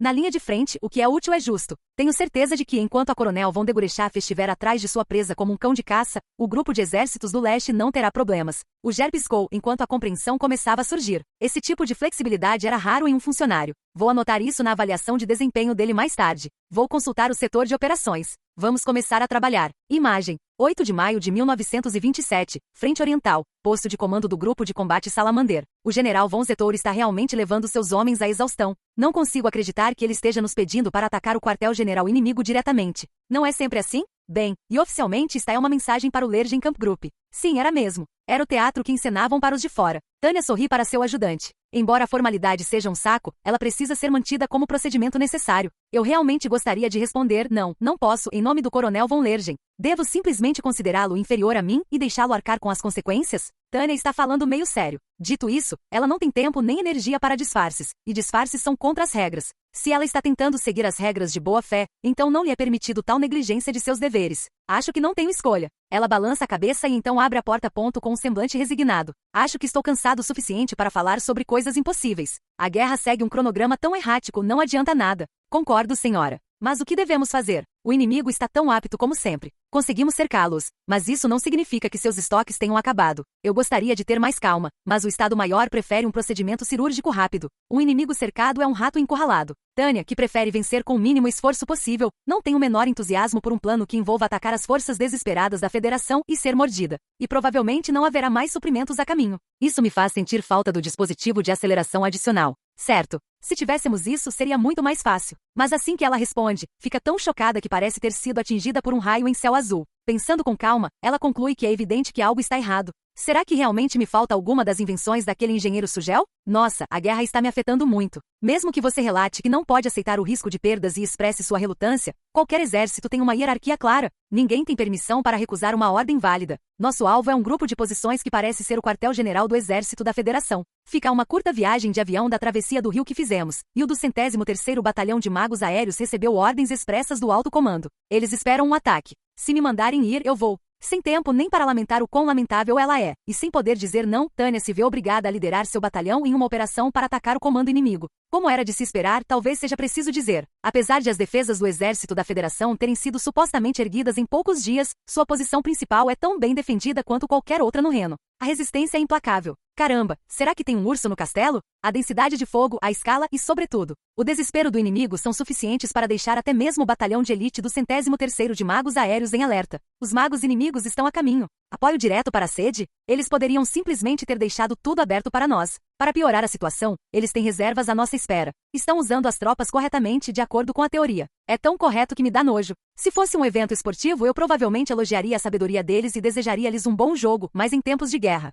rivais devem ser eliminados ou evitados. Pensando em aproveitar a diferença de altitude para atacá-los, Tânia manifesta uma fórmula. Quando a lança contra os magos que se aproximam para interceptá-los, ela imediatamente percebe que não funcionou. Estes são os novos modelos. Ela nem precisa do aviso gritado da Major Weiss. Somente magos da Federação com escudos defensivos, graças ao novo modelo, seriam capazes de continuar voando sem problemas depois de receberem as fórmulas de explosão de Tânia e suas tropas. Então não conseguimos penetrar suas defesas à distância? Que merda! Usar uma fórmula de mira ótica com a penetração no máximo dará a ela uma chance. Mas não é como se pudéssemos travar uma batalha tranquilamente no céu sobre território inimigo. Então, justamente quando ela começa a se irritar com seus planos arruinados, algo acontece. Um primeiro-tenente avança rapidamente, liderando sua companhia em um ataque. Companhia, sigam-me. O combate corpo a corpo deve ser eficaz contra esses caras. Grants, cheio de energia e entusiasmo, toma uma decisão ousada. Tânia se pergunta se deveria impedi-lo, mas decide que deve respeitar a iniciativa de seus subordinados sempre que possível. Major Weiss dê cobertura a ele. Tem certeza? Vamos nos destacar. Ela entende a implicação de seu vice-comandante, que fazer um movimento ostensivo ali é perigoso, mas eles já provaram em batalha que os novos modelos são mais fracos em combates corpo a corpo. Tânia começa a pensar que em vez de se apegar ao conforto de lutar à distância, o que consumiria tempo e energia desnecessariamente, avançar é a ideia certa. Dessa vez, aquele idiota do Grants está certo. Apoie-no lá no céu. Ter Weiss cuidando de uma rota de fuga e dando suporte já é precaução suficiente. Com alguém na retaguarda, ela pode avançar e eliminar os inimigos. Tenente, nossa companhia vai atrás de Grants. Ataquem aquele escalão. Tânia acena com o braço, sinalizando vamos, e está liderando o caminho quando solta um suspiro de choque. De repente, as posições antiaéreas da Federação começam a abrir fogo. Ser alvejado pelo inimigo é normal. Afinal, isso é a guerra. Mas isto é, os olhos de Tânia quase saltaram das órbitas. Eles vão lançar uma chuva de fogo antiaéreo numa área onde seus próprios magos estão voando? Eles nem vão tentar distinguir entre amigo e inimigo? Esses idiotas! Ela cospe e imediatamente começa a dar novas instruções. Enquanto for fogo em área que provavelmente não vai acertar nenhum golpe crítico, tudo o que eles podem fazer é reforçar suas defesas. Não confie em ilusões de ótica. Canalize essa energia para sua defesa. E então recue por enquanto. Eles abortam o ataque e dão meia volta. Se tivessem se desorganizado e se separado, seus subordinados teriam acabado como libélulas em chamas. Não, mesmo serem lentos demais já teria sido ruim. Se os orbes de computação do Exército Imperial não fossem excelentes na mobilidade e na escalada necessárias para alcançar grandes altitudes, as coisas certamente teriam terminado mal. Eles estão dando trabalho mesmo. Droga, eu nunca pensei que falharíamos durante um ataque. É uma época diferente daquela em que mal suávamos para dispersar as fileiras da infantaria do Principado da Dácia. O desespero que dizia não permitiremos que cheguem perto de nós se condensou em uma densa saraivada defensiva vinda das posições de canhões antiaéreos e metralhadoras. Claro, é possível atingi-los com fórmulas a uma distância muito grande. Mas é inegável que a precisão e o poder seriam terrivelmente baixos em comparação com um alcance mais curto. E se simplesmente aumentarmos o mana para compensar essa discrepância, nossa fadiga aumentará várias vezes em relação ao normal. A guerra não é simples. Que transtorno que os magos inimigos tenham bloqueado nosso ataque. projéteis defensivos resistentes, fogo que não acerta. E quando o combate se aprofunda, eles respondem com táticas de esquiva. Eles se dedicam à defesa como loucos. Basicamente desempenham o papel de tanques. Eu jamais imaginei que estaria em uma guerra lutando até a morte contra tanques. Enquanto Tanya começa a se preocupar com o que fazer, ela se lembra de como é importante ser prática. Livrar-se dos tanques será difícil. Nesse caso, vamos simplesmente deixá-los onde estão. Eu gostaria de torturá-los até a morte, mas os reforços deles estão no caminho. Ignore os magos inimigos por enquanto. O que? Em resposta ao murmúrio atônito de seu ajudante, Tanya sorri ferozmente. Vamos romper a linha dos magos. Atacaremos diretamente a posição inimiga na superfície. Podemos acabar encurralados verticalmente. Por favor, reconsidere. Não se preocupe, diz Tanya com firmeza em resposta à expressão trêmula de seu ajudante. Você sabe como aqueles magos são bons de mira. Se algum idiota for atingido, a culpa é dele. E se eles atirarem, os tiros errados vão cair lá embaixo e nos dar menos trabalho. Muito bem. Tanya eleva a voz. 01 para todas as unidades. 01 para todas as unidades. Ignorem a unidade de magos da Federação. Repito, ignorem a unidade de magos da Federação. Concentrem-se em verificar o fogo enquanto passamos e em atravessar. Não há motivo para invadir uma fortaleza como idiotas diligentes. Os tanques são resistentes, mas têm capacidade de fogo limitada, então vamos simplesmente contorná-los. Mas como não há arte em um simples desvio, tentaremos a façanha de fazer com que as linhas de fogo cruzado se sobreponham, de modo que o inimigo acabe se eliminando sozinho. Vamos lá, tropas. Sigam-me. Formamos 3 formações de ataque. A maneira como todos avançam ao mesmo tempo, gritando vamos lá. Provavelmente parece tão imprudente quanto uma debandada de javalis. Os magos inimigos se agrupam para tentar interceptar, e é nesse momento que a sorte deles acaba. Manifestamos fórmulas de explosão suficientes para serem consideradas assédio e as lançamos como cortina de fumaça. Quando os magos inimigos percebem, já é tarde demais. O voo é tão suave que a palavra planar parece natural. O ataque do 203º Batalhão de Magos Aéreos é bem sucedido. Eles deslizam entre os magos da Federação e as posições em terra têm a sorte de continuar sua descida. Deus está conosco. Soldados, vamos ensinar a esses ateus uma lição sobre a realidade. O único fator decepcionante é que ela é obrigada, por consideração à sua segurança e aos resultados, a ligar o Elinium tipo 95. Mesmo que sua influência não seja imediata, nada garante que não haverá nenhuma, o que é irritante. Eu me solidarizo com o nosso inimigo, que não consegue se apegar a Deus nem mesmo em tempos como estes. Não, talvez eles tenham sido rejeitados e só neguem a existência de Deus por causa de um coração partido. Calma aí, Major. Não gosto desse tipo de conversa. Esta é a minha opinião pessoal, mas estou lhe dando um aviso. Leve a guerra a sério. Com licença. Tanya acena com a cabeça, indicando que está tudo bem, e a unidade continua sua rota de ataque. Em resposta, o inimigo, em pânico, decide executar seu plano de defesa pré-estabelecido. Mas essa é a pior reação possível a uma ação inesperada. As posições de superfície da Federação mantêm-se fiéis ao seu fogo de zona. Como resultado, Tanya debocha com evidente alegria. Hahaha. Que maravilha! As tropas da Federação estão se matando umas às outras com tiros perdidos. Os ataques vindos do solo atingem a altitude em que a unidade de magos da Federação está voando, enquanto o 203º Batalhão de Magos Aéreos, em bombardeio de mergulho, sequer é atingido de raspão. Expostos ao intenso fogo antiaéreo, os magos da Federação não conseguem alternar entre defesa e ataque mesmo que queiram. Aproveitando-se dessa brecha, lançar fórmulas explosivas contra as posições dos canhões antiaéreos torna-se uma tarefa simples. Manifeste as fórmulas. Ataque-as. As explosões lançadas tão de perto são devastadoras. Quando você nem precisa selá-las em uma bala mágica para o lançamento, a velocidade de conjuração, a área coberta e o poder estão em um nível completamente diferente. O fogo de cobertura mágico, que pode ser acionado com uma precisão que nem mesmo granadas conseguem igualar, é o ápice da violência em uma situação extrema. As posições inimigas ficaram silenciosas. Concordando com o relatório de seu ajudante, Tanya eleva a voz. Teremos visitas depois de nós. Vamos nos retirar um pouco. Marcação? Tanya sorri para Cerebriacol, impressionada com sua intuição. Por que não? Vamos brincar com eles. Os magos da Federação com o novo modelo de orbe de computação possuem apenas uma defesa robusta. Sem a interferência de outras unidades, será fácil massacrá-los. Se eles saírem da base para perseguir os inimigos, estarão perdidos. É claro que atrair o inimigo para fora é uma tática clássica. Então, naturalmente, surge a questão se é realmente tão inteligente encenar uma falsa retirada. Comandantes de todas as épocas e nações usaram toda a sua astúcia para fazer o inimigo perseguir. Mas, suponho que nós apenas demos sorte? Ela não sabe bem como reagir, mas basicamente eles não precisavam fazer nada. Olhando para trás e vendo o inimigo os perseguindo com entusiasmo imprudente, é quase decepcionante que suas preocupações tenham sido em vão. Ou será que eles convenientemente interpretaram mal a virada de Tanya e sua unidade como uma fuga deles?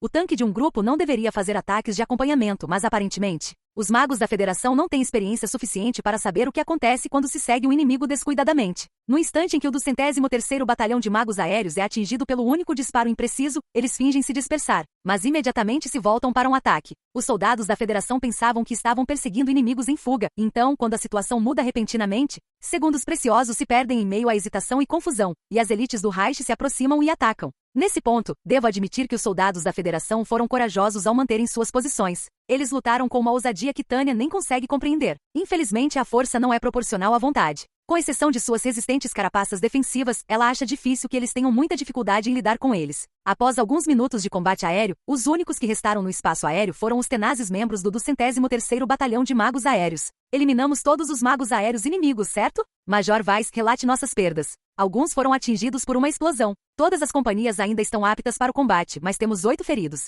O mais gravemente ferido é um idiota que levou um tiro na bunda. Contanto que ele não esteja sentado em uma cadeira, ele ficará bem. Então, mesmo que levemente, 1/4 dos nossos membros foi atingido. Ela decide engolir o próximo pensamento. Não parece que estamos lutando contra o exército da Federação. Eles sofreram muito mais desgaste do que ela imaginava ao atacar esta posição. E além disso, os magos da Federação estavam tão determinados que seus olhos saltaram das órbitas. Eu já sabia, mas o exército da Federação está ficando mais forte. Embora sitiada, a resistência organizada da Federação não mostra sinais de colapso. Normalmente, a esta altura, a disciplina deles já estaria falhando de forma catastrófica, então, admito que a teimosia deles aumentou. Podemos ter alcançado uma superioridade aérea limitada, mas não temos muito tempo. Caso reforços inimigos estejam a caminho, vamos atacar e explodir este lugar. Sim, senhora. Como os documentos indicavam, a localização de um prédio que se acreditava ser o quartel-general inimigo ele está prestes a dizer foi estabelecida. Mas Tanya interrompe seu vice-comandante e balança a cabeça negativamente. Não, há uma grande probabilidade de ser um engano. O que? O inimigo provavelmente está nos esperando. Não consigo ver isso como outra coisa senão uma armadilha. Ela realmente não quer se aventurar em uma zona de perigo. Ela se opõe totalmente a isso. Tanya não tem o menor interesse em se aproximar de um quartel-general do exército da Federação fortemente guardado. A Federação fez progressos notáveis no combate anti-magos desde que o batalhão atacou Moscou diretamente. Uma aproximação imprudente poderia lhes causar danos inimagináveis. E, em primeiro lugar, está uma tarefa adicional além de nos juntarmos aos paraquedistas na travessia do rio. Não há razão para sermos submetidos a tanto trabalho simplesmente porque é possível. Podemos acabar virando queijo suíço. Coronel, a resistência da Federação é mais forte do que imaginávamos. A sede certamente sabe o que está fazendo. Sim, você tem razão. Então não podemos ser apenas um touro que obedientemente ataca um pano vermelho. Tanya tenta convencer seu segundo em comando de que correr direto para a bandeira vermelha dos comunistas seria arriscado. Pense bem, Major. O engano é uma tática clássica. Esperar que o quartel-general inimigo seja incrivelmente inepto é pensar de forma muito otimista. Então você está dizendo que eles estão nos enganando sobre a localização. Isso mesmo. Tanya acena com a cabeça firmemente. Aquela coisa enorme que parece uma sede é mesmo a sede? Pergunta retoricamente como quem diz, certamente que não. Ela espera que não seja, mas não tem certeza da verdade. Mesmo assim, precisa ser algo razoável e provável o suficiente para convencer Weiss. Se o comandante de um ataque falhar, não há problema algum, desde que apresente uma justificativa plausível. Assim como os idiotas e outros tipos de pessoas são loucos por alturas, os comunistas gostam de se destacar. Mas ultimamente eles têm mais soldados. Entendido. Então teremos que começar pela busca? Tanya responde com uma expressão que diz, infelizmente sim. Examinem cuidadosamente a área. Mantenham-se em formação de ataque e circulem em busca e destruição. Entendi. Seu segundo em comando parte com uma determinação renovada. Ela se sente mal pelo que fez a ele, mas como o objetivo do engano era minimizar as perdas e o desgaste de seus amigos, sua consciência considera que foi uma boa ação. O trabalho deve ser feito com integridade, mas também deve ser realizado dentro de uma faixa salarial justa. Vender sua força de trabalho por preços irrazoavelmente baixos só distorce todo o mercado de trabalho, tornando-o injusto. A lógica é simples. Até mesmo jogadores profissionais de beisebol de alto nível sofrem pressão de seus colegas mais jovens, para que busquem salários mais altos durante as negociações anuais. Como já cumprimos nossa missão inicial e está em apenas uma ordem adicional, Tanya não tem motivos para se esforçar tanto no ataque ao QG inimigo.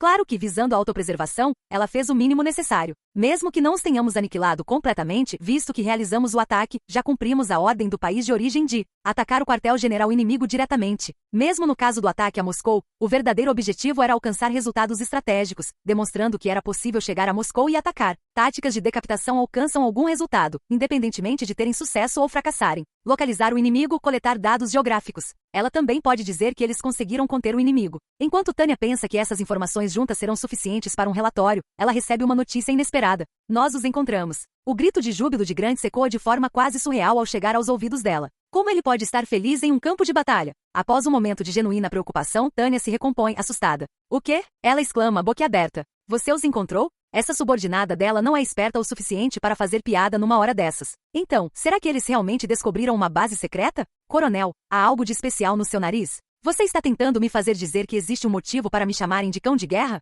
Ser coronel, não estou dizendo que a mentira acabou sendo verdade, mas acho que a gente nunca sabe o que vai acontecer na vida. Tenente Grants, se o senhor tem tempo para bater papo, leve a guerra a sério, estamos em guerra. Não dá para fazer um bom trabalho se o senhor estiver brincando. Alguém tão séria quanto Tânia não consegue conceber a ideia de fazer piadas durante uma guerra. Imagem. No mesmo dia à tarde, na capital imperial de Berum, no Estado-Maior do Exército Imperial, o Camp Group Salamander do Exército Imperial realizou um ataque ao quartel-general de um grupo de exércitos da Federação. O primeiro relatório foi encaminhado, via Grupo de Exércitos Oriental, ao Estado-Maior, onde todos aguardavam ansiosamente os resultados. Ao primeiro sinal de que a operação estava em andamento, funcionários ansiosos começaram a se reunir. A sala ficou tão lotada que, embora não fosse muito pequena, começou a parecer apertada. Já chegou? E agora? Aguardavam o próximo relatório, de visitantes que não eram particularmente bem-vindos, já que consciente ou inconscientemente, se apoiavam pesadamente nos ombros do técnico que segurava o aparelho de comunicação. Tanto a equipe de comunicação quanto os funcionários queriam se livrar dessa ansiedade o mais rápido possível. Era insuportável.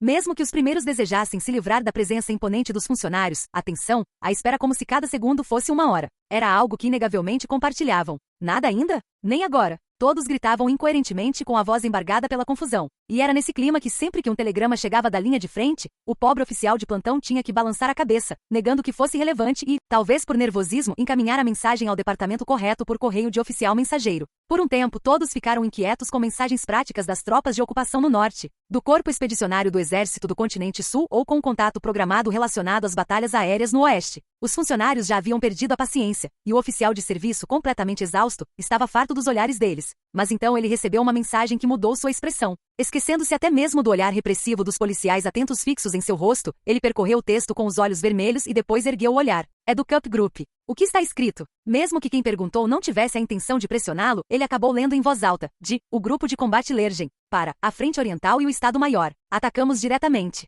Repito, atacamos diretamente. Um ataque direto. Eles invadiram e atacaram diretamente. A mensagem foi curta, mas incrivelmente clara. Eles realizaram um ataque aéreo contra vários comandos inimigos, incluindo pessoal de comunicações e outras instalações. O Exército do Leste está avaliando os resultados. Uau, eles conseguiram mesmo. A sala irrompeu em aplausos.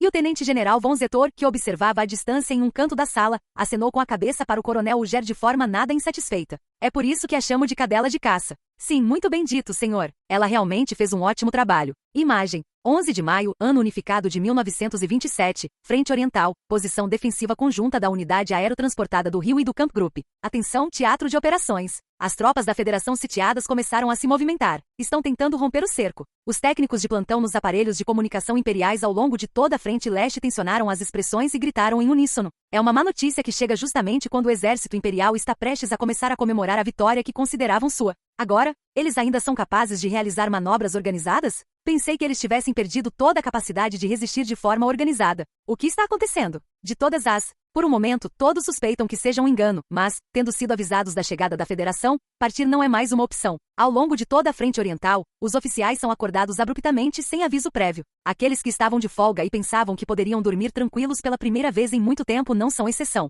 Sem falar dos comandantes que precisam correr para seus postos e receber relatórios dos oficiais de serviço. Assim como todos os outros oficiais. Na frente leste, Tânia corre para seu posto de comando e ao ouvir o que está acontecendo da Major Weiss, que parece preocupada, fica tão chocada que exclama: "O quê? Eles quase romperam as linhas?" "Sim, senhora. Parte do flanco esquerdo, onde está a unidade aerotransportada, está sendo rompida neste exato momento." Ela olha para o mapa que contém as informações mais recentes, e as tropas inimigas, que deveriam estar completamente cercadas, estão avançando em massa para o flanco esquerdo. Não é que a pressão esteja aumentando, mas sim que está prestes a explodir. Foi tudo tão repentino. Que cena inacreditável. O fato de ela não gritar de todas as coisas ridículas deve-se ao mínimo de autocontrole necessário que ela exerce. Tânia se considera bastante adaptada ao seu trabalho como policial, mas ainda há um limite para o que ela consegue suportar. Tropas sob forte cerco conseguindo romper as linhas inimigas e escapar? Independentemente da teoria, na prática, isso é quase inédito. Basta observar a história militar de qualquer lugar ou época. Em Canas, estar cercado por metade do seu número foi suficiente para que a infantaria pesada de elite fosse completamente aniquilada. Não que não existam exemplos como Derrache 1,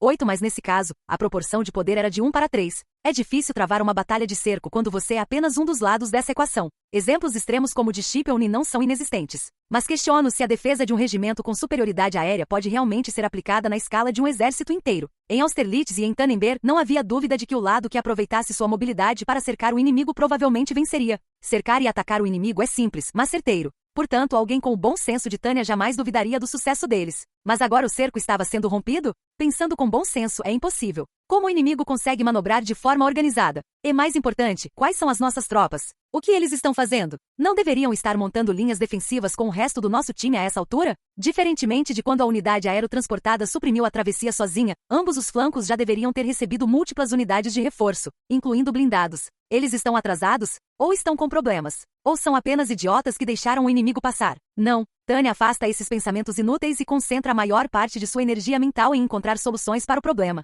Droga! Rápido, reúnam todo mundo. Eles estavam em posições separadas para gerenciar a área e apoiar a defesa. Vou mandá-los voltar correndo. Sim, faça isso. Oh, não, espere. Ela acrescenta que o Major Weiss deve ficar e convoca o jovem oficial que é mais fácil de mandar. Tenente Grants, deixa a tarefa de incentivá-los com você. Reúna todos, custe o que custar. Sim, senhora. Imediatamente. Satisfeita com a fuga dele, Tânia dispara ordens rapidamente para se preparar para o ataque inimigo. Tenente Cerebriacol, certifique-se de que a unidade aerotransportada esteja preparada para explodir a ponte. Se precisarem de apoio, pode designar a infantaria do Tenente Tospan. Já estou fazendo. Major Weiss, tenho certeza de que está cansado, mas quero que você e sua unidade permaneçam em posição. Se o inimigo conseguir realizar uma fuga organizada, é totalmente possível que venham nos atacar aqui. Nesse instante, um subordinado a interrompe para chamá-la, Coronel. É o Capitão Maybert, que parece estar repensando a zona de bombardeio enquanto examina o mapa. Com licença, mas, trata-se da ponte. Esta missão poderia ser concluída com artilharia. Se necessário, considere destruí-la por meio de uma barragem de artilharia. O quê? Você consegue mirar? Tânia retruca, um tanto cética.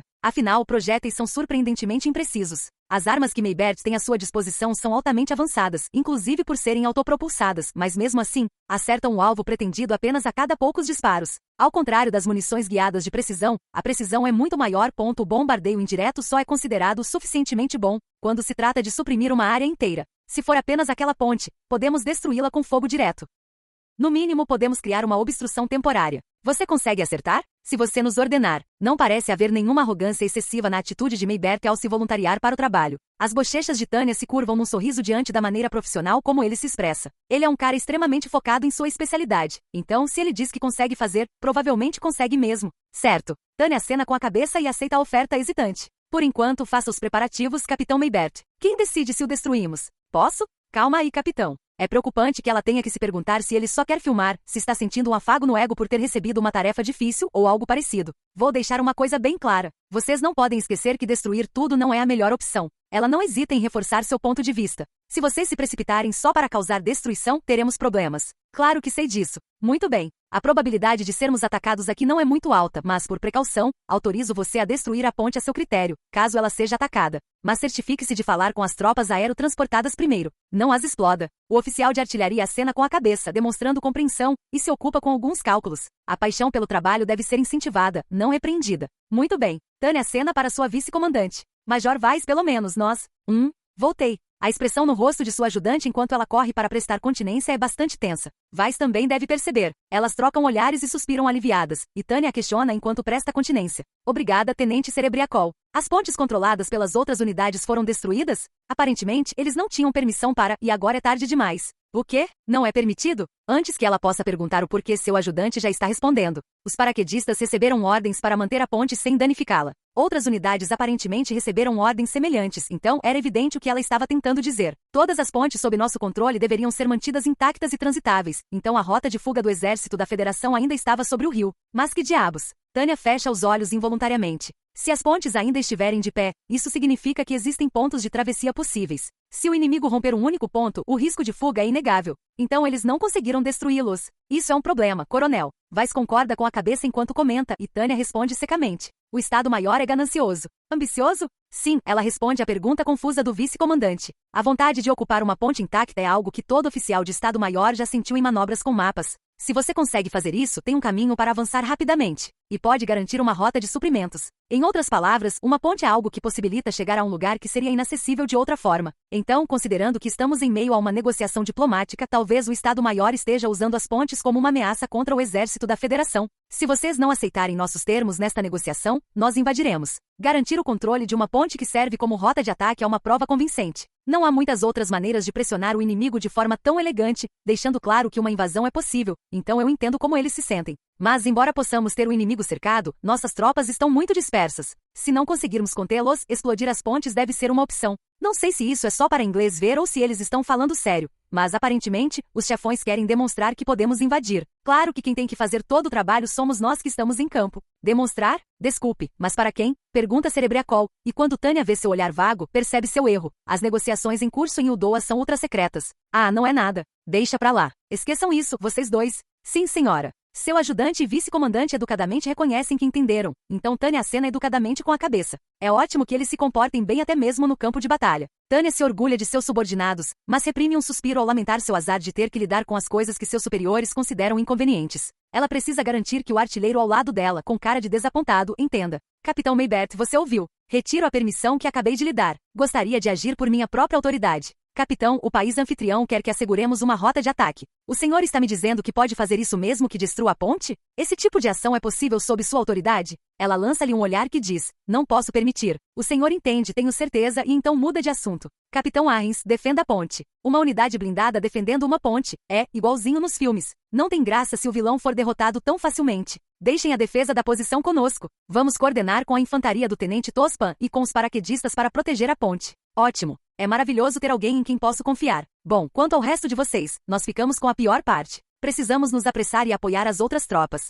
Assim Tânia decola, vamos lá. Liderando apenas o do 113º Batalhão de Magos Aéreos, o que torna a resposta rápida uma tarefa extremamente fácil. Exibir a rápida mobilização das forças aéreas mágicas, pelas quais são conhecidas, e partir direto para o resgate é uma tarefa que elas executam desde a época do Reno. Pode-se dizer que é uma habilidade que elas dominam, mas as poucas diferenças em relação ao Reno preocupam Tânia profundamente. Particularmente preocupante é a situação da frota aérea. Por um tempo, após uma batalha de aniquilação bem-sucedida, ela havia assumido o controle dos céus orientais, mas agora desapareceu. A julgar pelas comunicações de rádio e outras vias amigas, a taxa de operações da frota despencou. Será que os aviões estavam tão desgastados assim? Ou o estudo preliminar foi apenas isso? O plano não é suficiente? Em todo caso, a expansão das forças aéreas é tão lenta que nem se compara à situação durante a Batalha do Reno. Certamente os magos aéreos do Exército Oriental estão em campo, mas não parece que possamos esperar muito deles. Ao contrário de Tânia e suas tropas, que tiveram facilidade no início da ofensiva com seu tanque de Zan, aqueles que enfrentaram as forças da Federação de frente estão completamente exaustos e sofreram perdas terríveis. Com os obstáculos à liderança adequada aumentando, sua capacidade de resposta rápida está praticamente comprometida. Nossa missão é impedir que o inimigo recue, mas basicamente já é tarde demais. Então, não vamos chegar a tempo? Os dois oficiais de patente intermediária, com semblantes sombrios, discutem a situação. Tânia responde ao Major Weiss com amargura. A interdição aérea é impossível sem mais aliados. É apenas uma questão de tempo até que eles tomem a ponte. O exército imperial está disperso e com poucas tropas. Cercos são inevitáveis. Se o inimigo se concentrar em um ponto para lançar um ataque feroz e organizado, é praticamente impossível detê-lo completamente. E se os vários fatores que impedem que isso aconteça não estiverem funcionando, então há problemas. Concordo. Seremos a vanguarda para retomá-la? Questionada se deveriam retomar a ponte caso ela seja tomada, Tânia balança a cabeça negativamente. Pensei nisso, mas não faz muito sentido. Estou confiante de que podemos destruí-la, mas se a questão é ocupá-la, essa é a especialidade da infantaria. Portanto, uma unidade aérea de magos voadores não é a força adequada para isso. Além disso, acrescenta ela, o exército da Federação, tendo chegado tão perto do colapso, não quero nem pensar que eles conseguiriam organizar reforços neste momento, também está desesperado. Tentar retomar uma ponte roubada os ocuparia por muito tempo e poderia até terminar em fracasso. Verdade. Os oficiais assentiram com a cabeça, eles entendem bem a psicologia do campo de batalha. Quando se trata de garantir uma rota de fuga, tanto os comandantes quanto seus soldados fazem tudo o que está ao seu alcance. Isso costuma ser mal interpretado, mas a existência de uma rota de fuga é apenas um dos fatores que afetam a capacidade dos soldados de resistir. Certamente. Se a sua retirada for ameaçada, isso é assustador, mas ter a sua retirada cortada pode gerar soldados que não temem mais a morte, o que representa uma ameaça por si só. Nesse caso, o que nos é pedido é que reduzamos o número de inimigos capazes de escapar. Você quer dizer que, no fim das contas, uma batalha de perseguição é melhor travada atacando o ponto fraco do inimigo? Certo. Tânia acena para Weiss. Esse é o cão de caça dela. O hábito de farejar e morder as fraquezas é louvável. Atormentar os fracos pode ser louvável, mas apenas quando os fracos em questão são seus inimigos de guerra. Os inimigos que tentam fugir têm um espírito tão frágil, sabe? Vamos dar uma surra neles. Se você for o tarado que está seguindo eles até em casa, coronel, eu sinto muito por eles. Que engraçado, eu estava prestes a ter pena deles por estarem sendo seguidos por vocês. Acho que temos isso em comum. Os oficiais compartilham uma piada leve, que campo de batalha aconchegante. A equipe tem uma ótima energia e uma excelente motivação. O exército da Federação deve ser tão frio e distante. Tenho certeza de que estamos em uma situação organizacional muito melhor. Tânia se orgulha de sua habilidade em gerenciar pessoal. É bom ter confiança nas próprias habilidades de gestão. Vamos esmagar o que restou do quartel-general inimigo. Isso impedirá uma fuga organizada.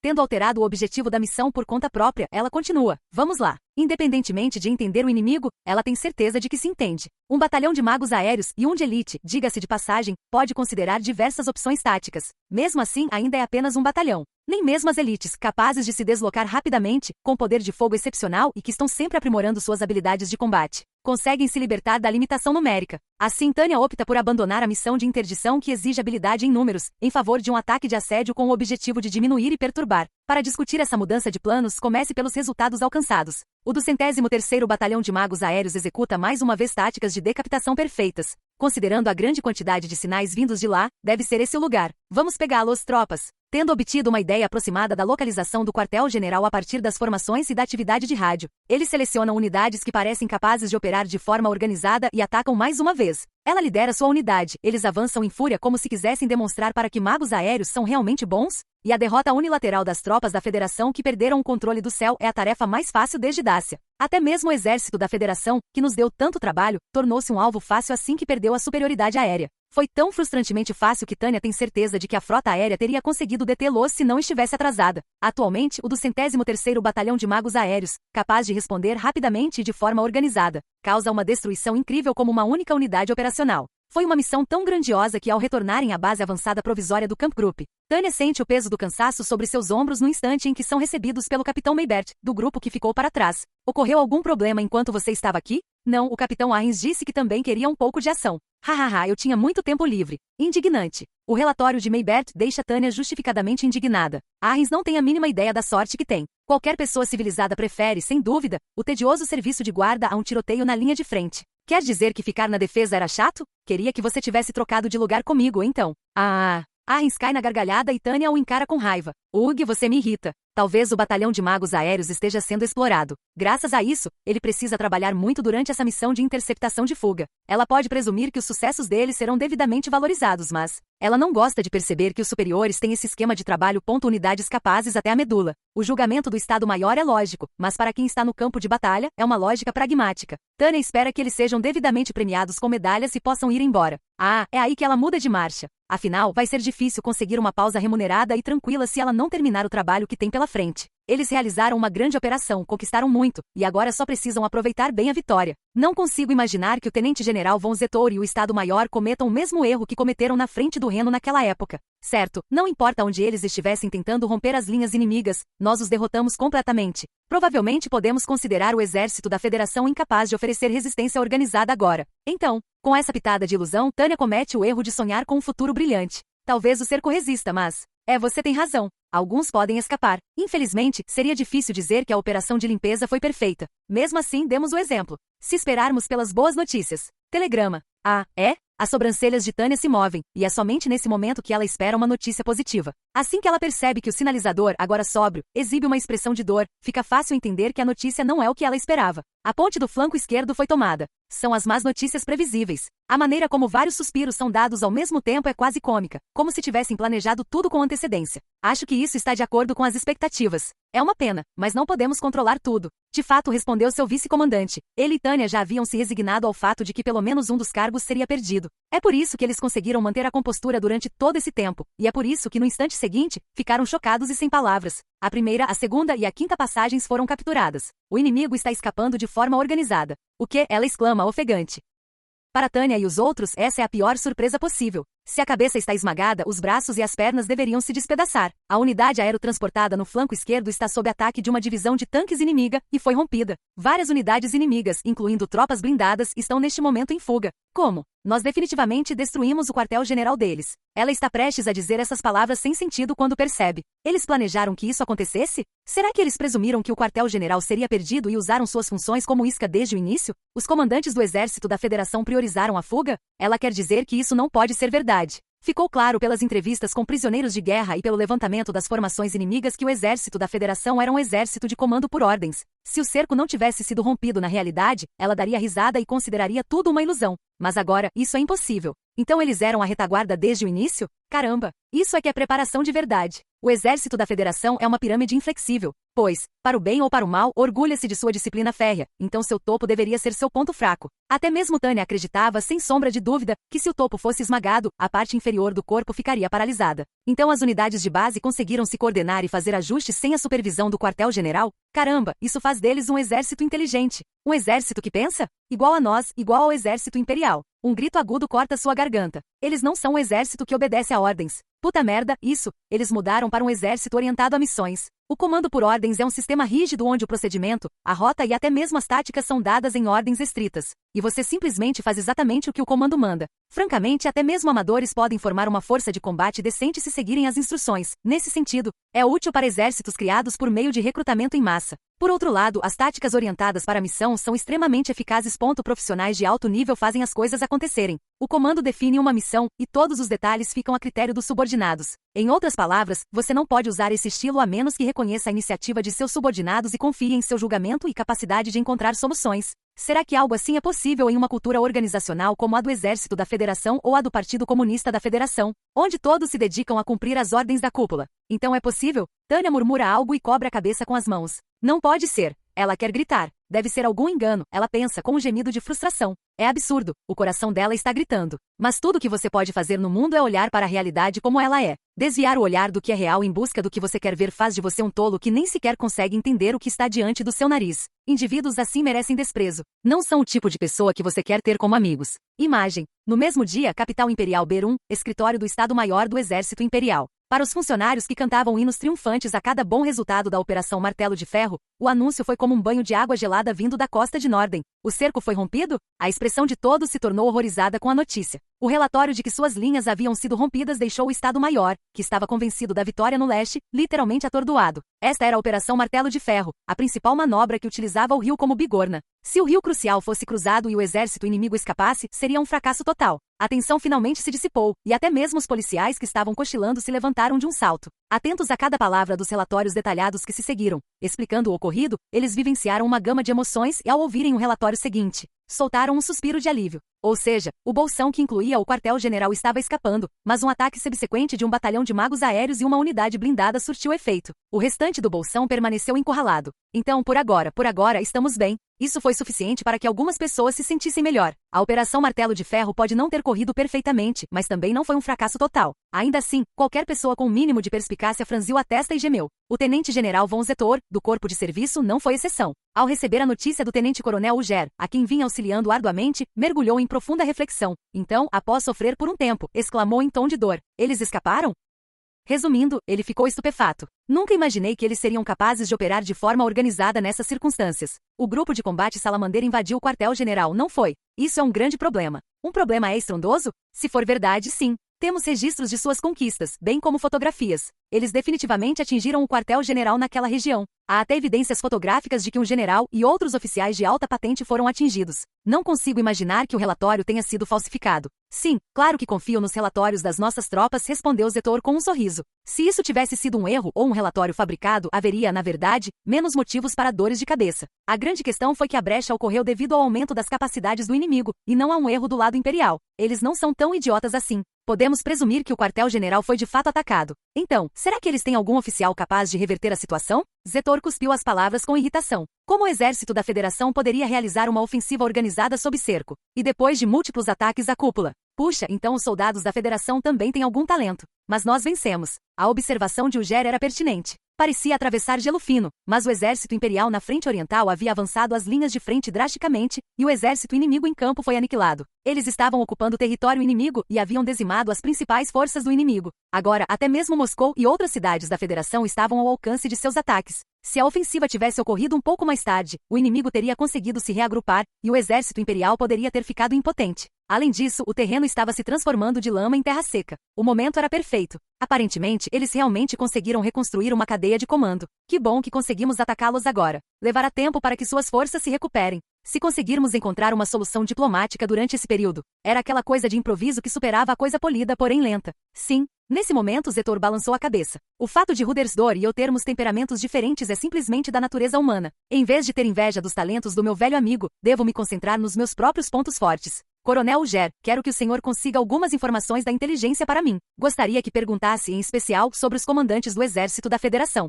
Entendido. Vou pedir que desenterrem tudo o que tem. Por favor, façam isso. Só porque estamos perto de negociar um cessar-fogo não significa que podemos baixar a guarda. Eu sei. Certo, disse Zetor finalmente, assentindo com a cabeça. Conto com você.